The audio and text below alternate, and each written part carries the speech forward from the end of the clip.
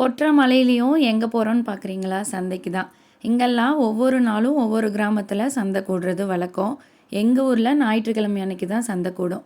சந்தையில் பார்த்தீங்கன்னா சின்ன சின்ன காய்கறி கடையாக இருக்கும். 500 ருபீஸ் எடுத்துகிட்டு போனால் போதும், 2 பேக் ஃபுல்லாக காய்ங்க வாங்கிட்டு வரலாம். சீப்பாகவும் கிடைக்கும், ரொம்ப ஃப்ரெஷ்ஷாகவும் இருக்கும். மாம்பழ சீசனே முடிய போகுது. இப்போ தான் மாம்பழமே வாங்கிட்டு வந்திருக்கோம். நான் எப்போவும் காய்களை காட்டிலும் கீரைங்க அதிகமாக வாங்குவேன். பசங்க வீட்டில் இருக்கறனால டெய்லியும் ஒரு கீரை ஈஸியாக செஞ்சு கொடுத்துர்லாமேன்னு. இன்றைக்கும் பார்த்திங்கன்னா சிறுகீரை, செங்கீரை, பாலக்கீரை எல்லாமே வாங்கிட்டு வந்திருந்தேன். இந்த கீரைங்க எல்லாம் பார்த்திங்கன்னா அரௌண்ட் 400 ருபீஸ் தான் இருக்கும். கீரையெல்லாம் 3 கட்டு வாங்கினா 20 ரூபா. நம்ம நினைக்கலாம் சீஸ்னல் ஃப்ரூட் சாப்பிட்டா தான் ரொம்ப ஹெல்த்தின்னு, பட் அதுலேயும் கலப்படம் தான். எல்லா பழமுமே கல் வச்சு தான் பழுக்க வைக்கிறாங்க. இன்றைக்கி நாங்கள் 3 வெரைட்டியாக மாம்பழம் வாங்கியிருந்தோம். செந்தூரா, அல்ஃபோன்ஸா, இன்னொரு வகை.